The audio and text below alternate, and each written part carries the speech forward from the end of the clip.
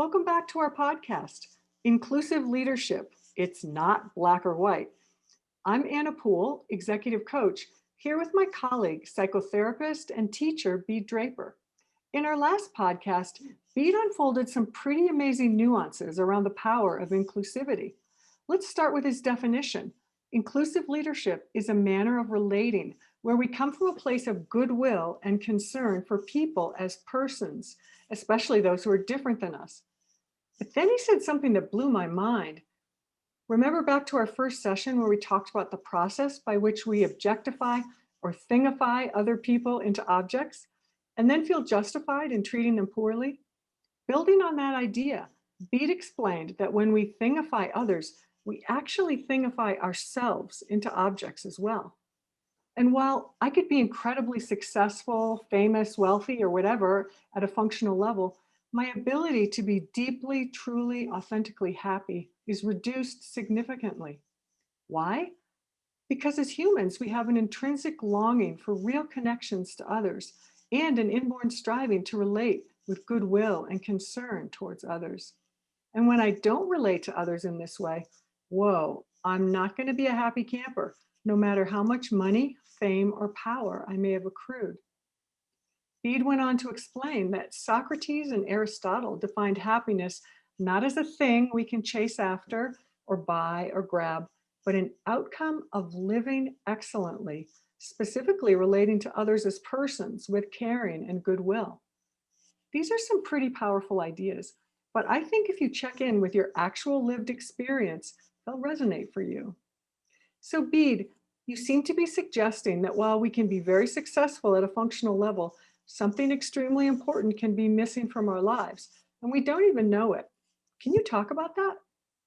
Yeah, I'd be very, very happy to talk about this because when we look at ourselves as human beings, I think irrespective of who we are, we want to be happy. And often what we do is we don't recognize the connection between how we're living and relating to others and the mental states and the moods that we get caught in. And you see, so because I am a human being, I am communal by nature. Now, because I'm communal, I need to commune, be with other people. In other words, I need to be able to form what we call communal bonds with others, a feeling of solidarity with others, a feeling of we. And this feeling of we is inclusive of everybody.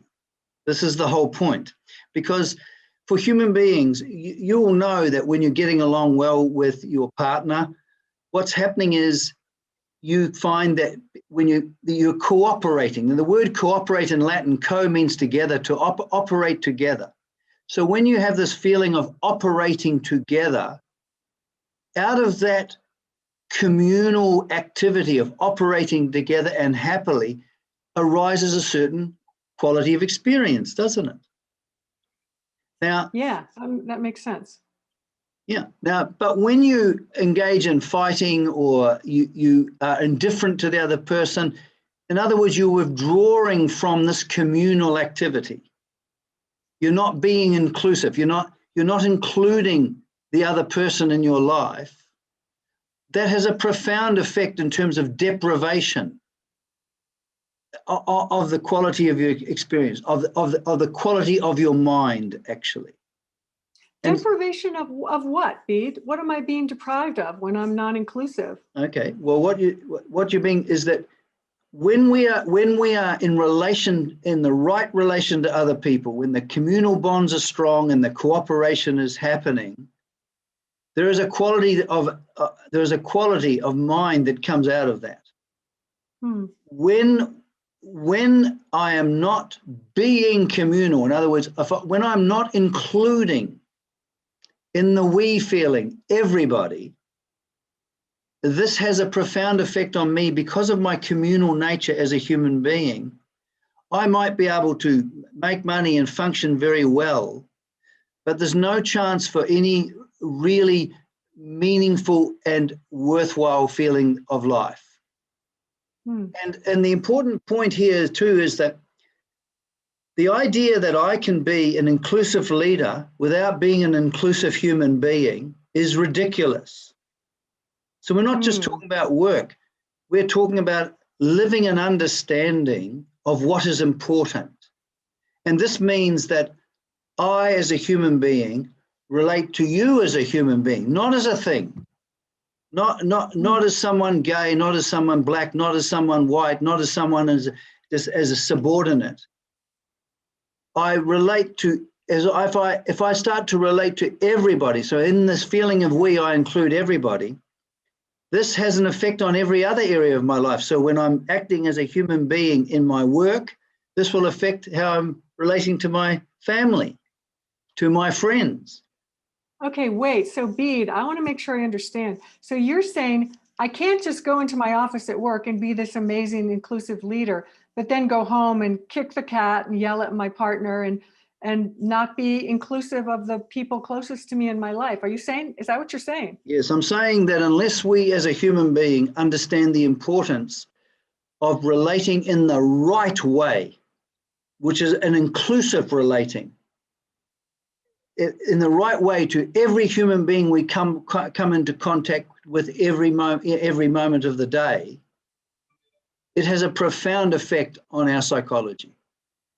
I think I need you to give an example, Bede, if you would, of what it looks like in your daily life to be inclusive, maybe outside of the office, but in life. Let's just take an example where you buy a cup of coffee from some vendor, right? Mm-hmm. You can just simply say, yes, can I have a coffee, please, blah, blah, blah. But there's no contact with the other person. You're still caught up in an egocentric world. You're not including.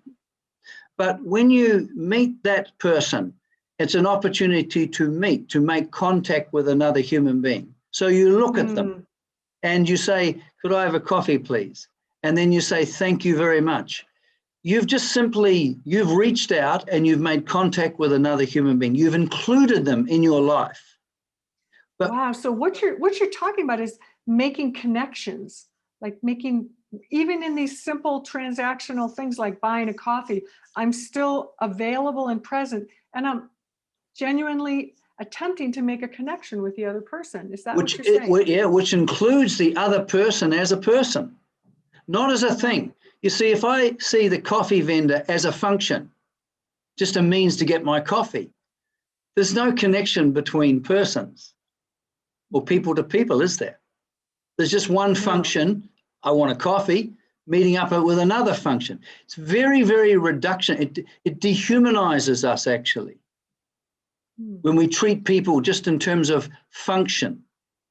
Okay, good. So let's go back over that, because I think that's pretty insightful. So when we treat other people purely at a functional level, it dehumanizes them, but it also dehumanizes us. Yes, because here I am, I'm self-involved. I'm caught up in myself. I'm indifferent to the person because their only use to me is to give me a coffee. So I'm manifesting indifference. Now, we don't have to get upset about this. We need to see this because I don't have to manifest indifference. And as I practice living excellently, as Aristotle would say, as I practice living excellently, it has a profound effect on my psychology. Because, you see,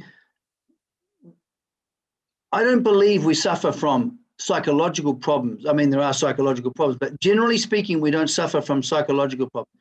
We suffer from an ethical problem, which has a profound psychological effect.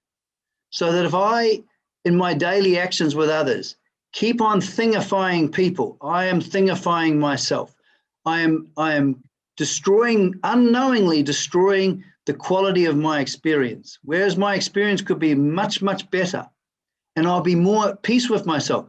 When I relate rightly to other people, I feel right in myself.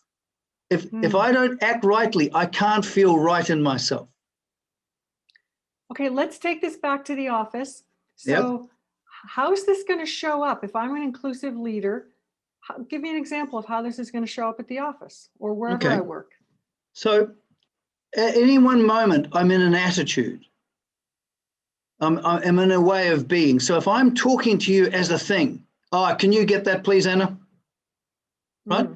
Now, no one would say, well, that's just simply, no one would really criticize that. But what we're looking at is that, again, I'm just in functional mode. Whereas I dismiss the person as person. I'm not including them. I'm including them only insofar as they are a function. But as an inclusive leader, I want an organization where the people in that organization have strong communal bonds and a willingness and a wanting to cooperate together, because this is just good for business. This can change a culture. But if it's just simply functional, there's a whole element that's left out and people are excluded. It's not inclusive leadership. It's excluding leadership. Even in that little manner, I go, could you please get that for me? Yeah, I get it. I just saw a piece of research that said something like 20% of US workers believe that they're actually valued at work. Yeah. So there's 80% on the other side who feel that they are not valued. And it seems like a more inclusive approach to leadership could really have an impact on that. Well, one of the most wonderful things in human life is a feeling of solidarity with others. And this is my fear. You see, what happens is the more I relate in the right way, the more I relate from goodwill and concern, what happens is the more I feel a feeling of commune, a feeling of place. So it is such a profound important psychologically, but also practically in the world. If you have an organization of people who are happily relating to each other in getting the job done and producing the value that is demanded of their work task, we basically have a culture and the real meaning of culture in Latin means growth. We have a growth of something. Wow. I think we should probably stop here. Those of you listening, think about this idea of culture meaning growth. I think that's fascinating, and how inclusive leadership can be an accelerant for growing a culture in the right directions. Anything else you want to add, Bede? No, just the thing is that as an inclusive leader, the primary importance is it's always in the context of me being a human being in relation to other human beings. And then from that relationship, that right relating, I then perform my role as a leader in the particular organization. Very nice. Okay, thank you.